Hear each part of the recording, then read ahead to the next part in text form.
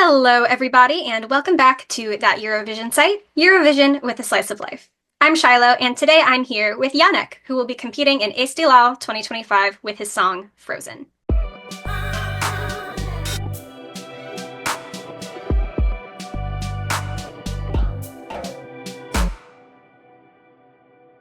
So, hi, Hey, how are you doing today?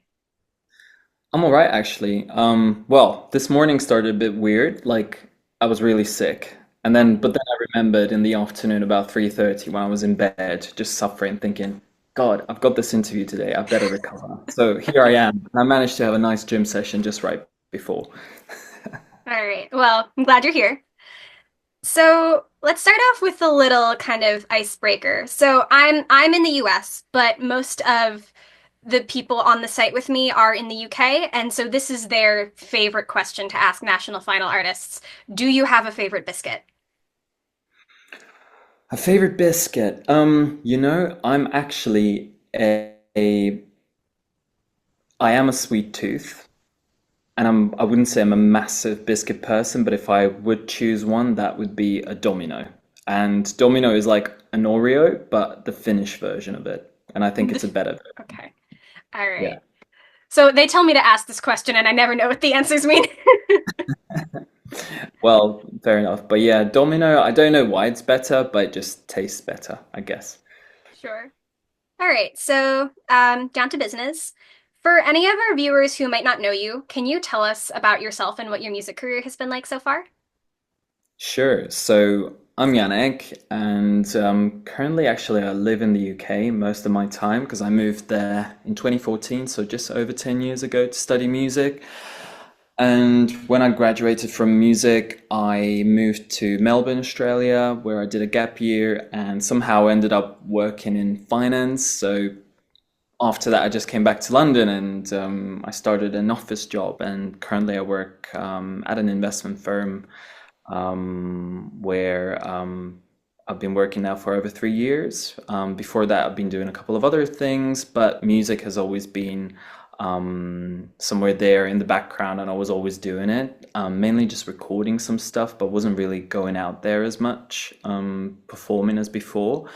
But my career started with Estonian Idol back in 2012. So I competed in the same year when we had Elina Born, Rasmus Randve, and Karl-Erik Taukar.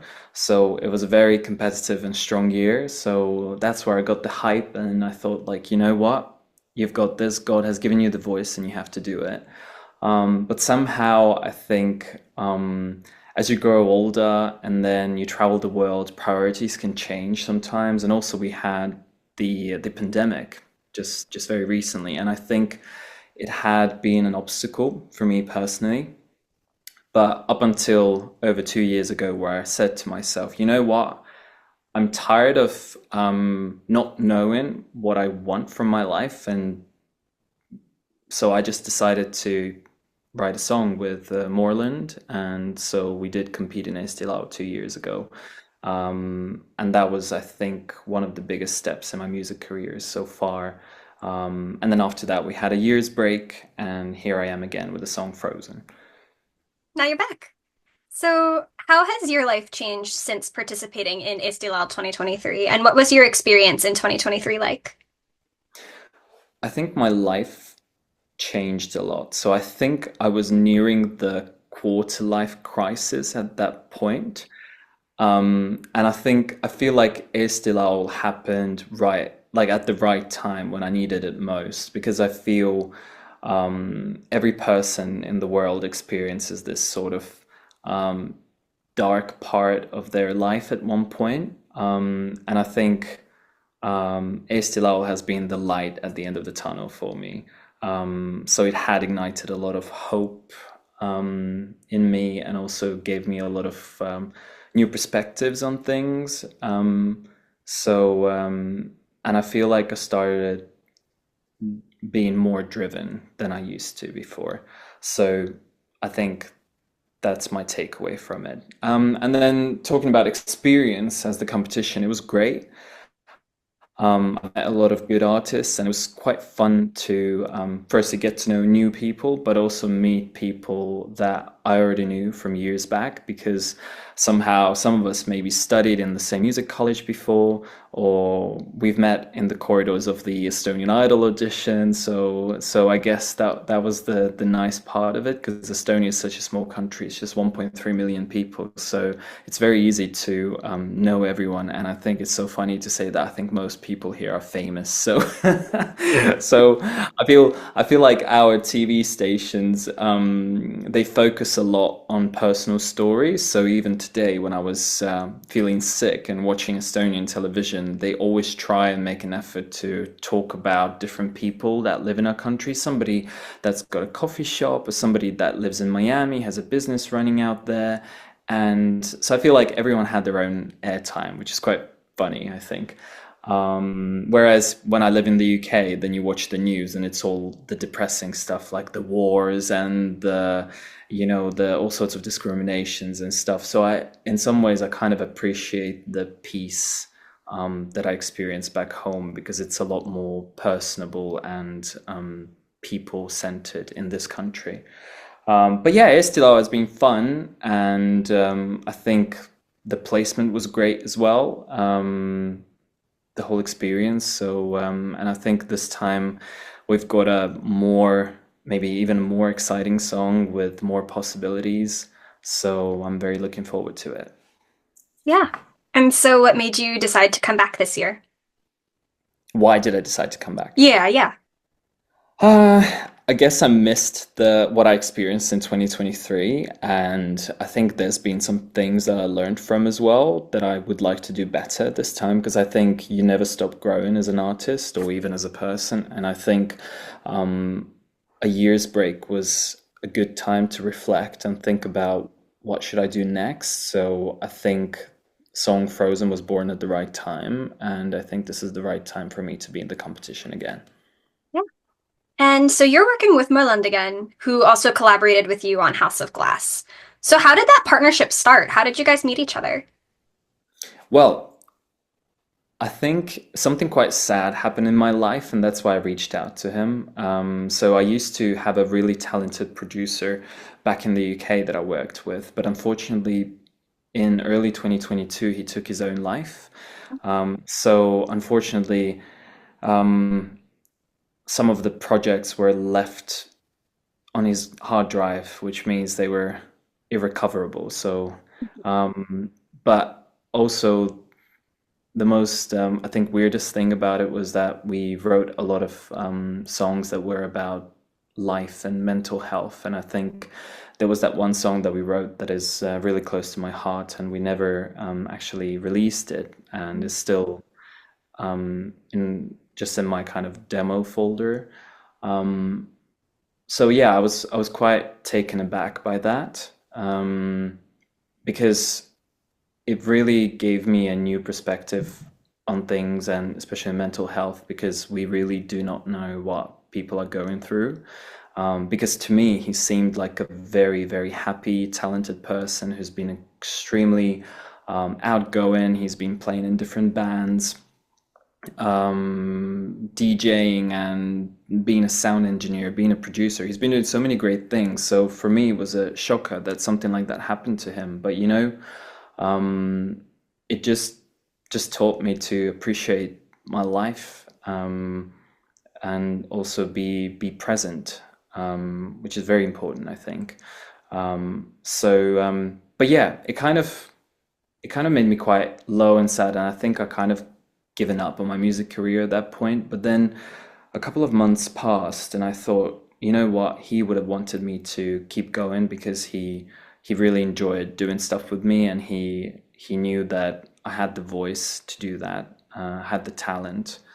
So maybe in desperation, I just reached out to a couple of people, most of whom responded back, but I guess we were trying to work out whether we are a good fit to work with each other. Whereas Morland, when I reached out to him, he came back to me almost instantly and saying that, you know what, I actually live down in Brighton and you're in London, so we should meet up and write something.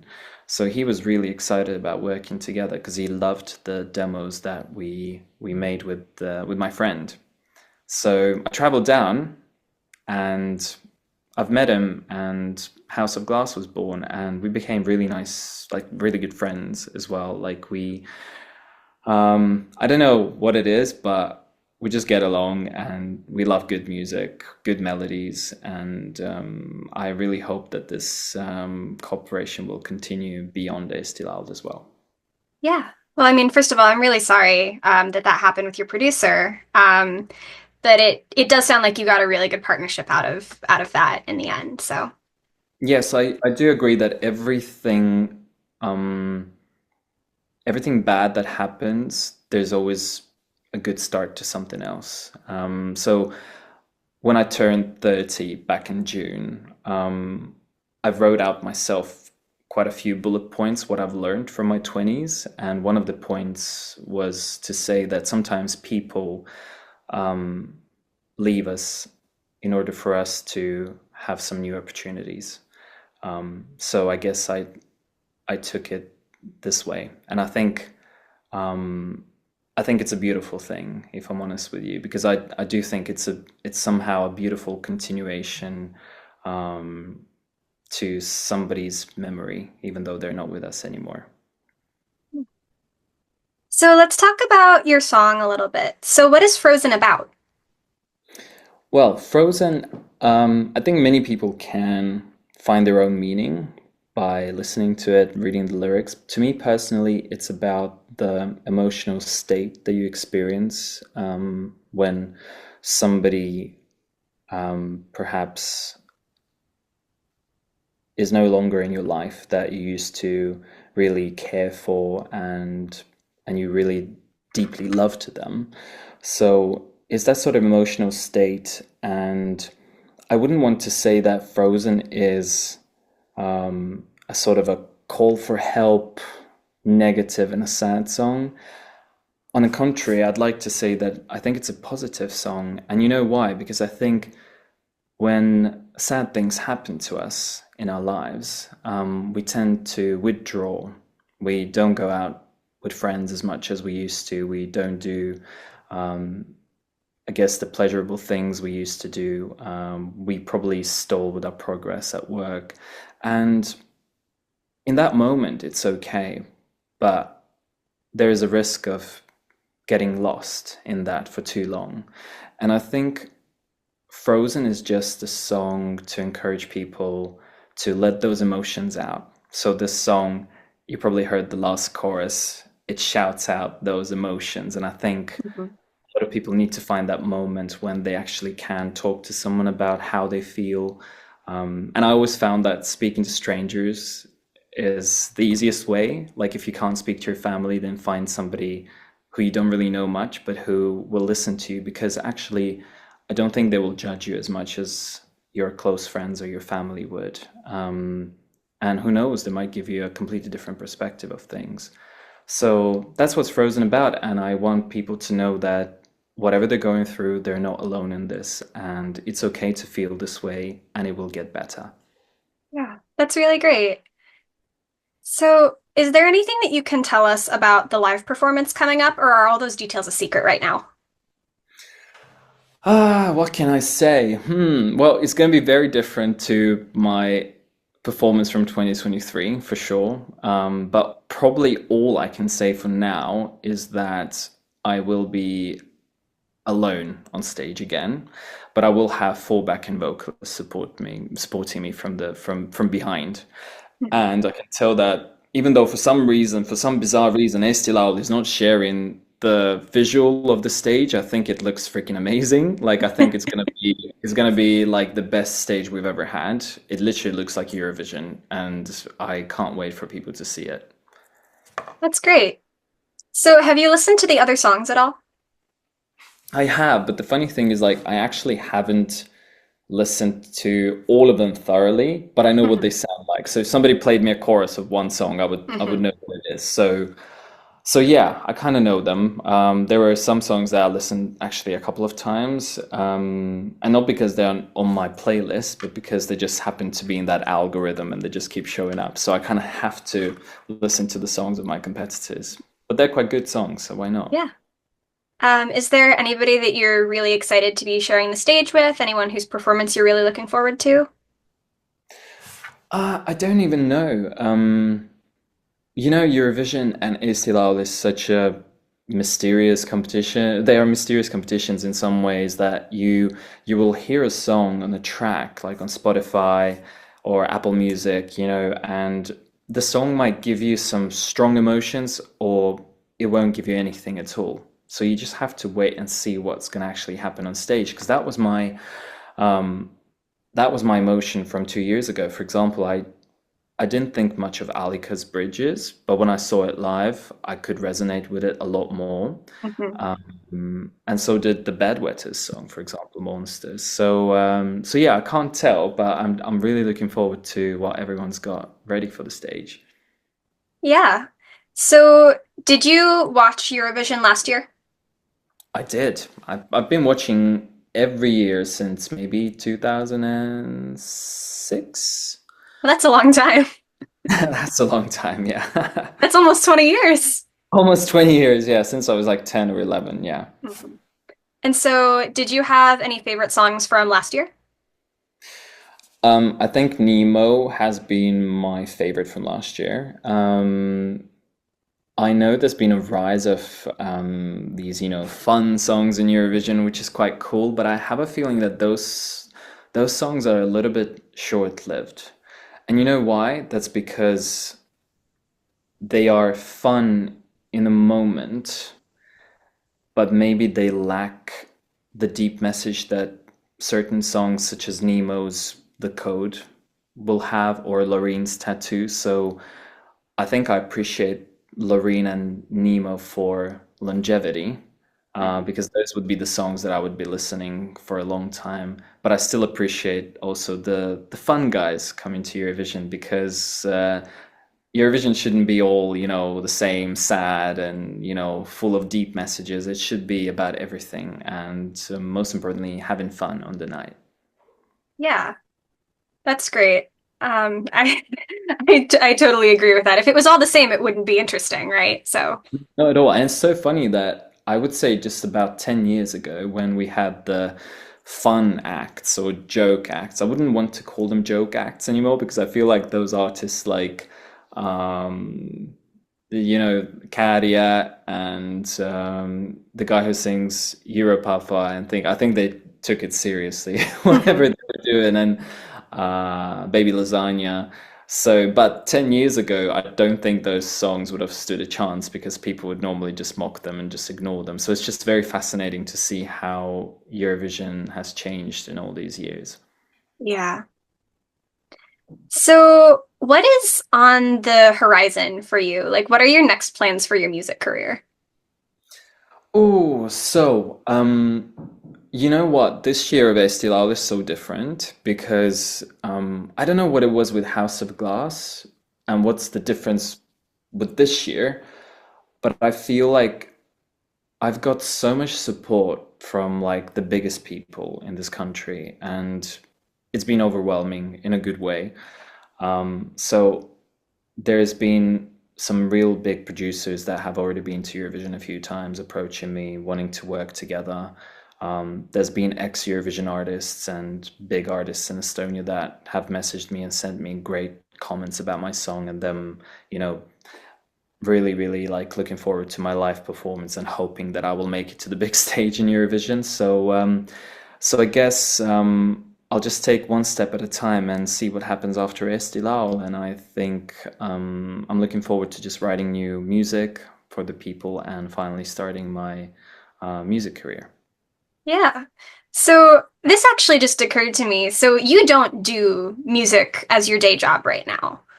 Do Not your at do your coworkers know about this? How much do they know about what you're doing here? Like, have they like watched your performances or are they completely clueless? Well, last time when I got through to Eesti Laul with House of Glass, then I just mentioned that to my boss. And then obviously they've spread the word. Everyone was super happy for me. They didn't even know that there was a thing like Eesti Laul or these massive competitions about the countries selecting their entry to go to Eurovision. So they actually organized like a little party in the office. It's about 100 people. So there That's was really sweet. yeah, there were drinks, there were snacks. They even gave me an album with legendary Eurovision songs. Loreen was on there. I was so happy about it. And then, yeah, they just wished me luck. And then I went to Estonia for a couple of months, and I'm still working there, and I'm doing just remote work. So last time they sent me away, and yeah, it was great. And they watched Eesti Laul remotely from the boardroom. So. And it's the same this year. They know about Eesti Laul. They will be watching, cheering for me. I actually have I think about 10 or 12 people coming from London Oh, that's to great. Estonia as well to watch the show. So I'm really looking forward to it, to seeing them. And yeah, it's great. Yeah, that's awesome. So you've been living in the UK for a while now. Mhm. What's your favorite thing about living there, and what's something that you miss about Estonia? You know what? Last time when I came to Estonia, I kind of preferred being here a lot more. But this time around, I feel like I want to be in London a lot more. And I'll tell you why, because I feel like my life has changed quite a lot within these 2 years. And I think as you grow older, your friends become a lot busier. So I'm still a child inside. Like I still need to be going out, hanging out, doing things like I can't settle down. I don't want to settle down. But I think my friends have become that. So one of my friends became pregnant, another friend started doing like a lot of night shifts. Then another friend opened a new business line. So it's so much harder to do things. So people are less and less spontaneous. But also this time we don't have a semi-final. So in terms of preparation, we're preparing just for the final, whereas last time we had the semi-final. So I think I'm missing that bit, that there was a little bit more going on musically. But what I enjoy about London is the weather is better during winter. So you can go on long walks, and also everything seems to be open a lot later, and then you can find places on Sundays, and I think life never stops there. Like it's always busy, and I kind of like that because it stimulates my brain and it makes me happy. Whereas Estonia during winter, it's a bit of a hit and miss. So it can be really cold, can be snowy, or just icy. So for example, there's no snow at the moment. It all melted down, but it's really icy. So I just came back from the gym and it was a struggle to go through the field and the roads full of ice because it's really hard. You're gonna slip, you're gonna fall, and I need to keep my bones safe for the show. Right. So I think that's the downside, but I think the food here is a lot better. The food is great in Estonia. If you ever come to Estonia, it's good, really good. Supermarkets, the restaurants, everything. Because it's a small country, which means that if you have a bad restaurant, the whole country will know about it. So you better do good. Right. It's so funny that you go to like a really nice, like a normal cheap restaurant, they will still make an effort to present the food in a way like it's a Michelin star restaurant. They will put all sorts of flower petals on there and stuff, all sorts of sauces, like drawings around your salad or whatever. So I think there's a massive focus on this. And also our nature is great as well. Like, in the UK, I mean, around London, there's hardly any forests or anything like that. And it's so much harder to get outside of the city if you needed the seaside or the forests or anything. Whereas in Estonia, everything's a lot closer. And obviously the family is here. So it's nice to be around family. Yeah. So my last question that I have here is just what would you like to say to anyone who's discovering your music for the first time through this year's Eesti Laul? Well, have some good ears, listen to the melody, listen to the meaning, because I think I'm an artist with a message, and I want my songs to mean something for people that listen to it. I want to help them. In some ways, I want to call myself like a singer therapist, if you Okay. like. Like why people listen to music, I think there are a couple of reasons. Some people listen it for, just to lift their mood. They just, or I don't know, they're going to shower and they're bored, or they're washing dishes, they just want some music in the background. But then some people might be going through something tough in their life, and I think There should be artists that have a message for them, um, something that they've experienced and something that listeners can relate to. So I hope that you will find that among my music, and there will be a lot more music written for that in the future. So happy listening. Yeah. So thank you so much again for taking the time to talk to me today. Where can people find you on social media? Where can people find your music if they want to support you? Sure. So obviously, let's start with Instagram. So Janek Music, Janek Music. Same username for TikTok, and obviously just follow the Linktree link to find me on all other streaming services like YouTube Music or Spotify, Apple Music. So yeah, simple as that. Yeah. Well, it was really great to talk with you. And, I really enjoyed your song last time. I really enjoyed your song this year. So I'm really excited to see you perform. Cheers. Thank you so much.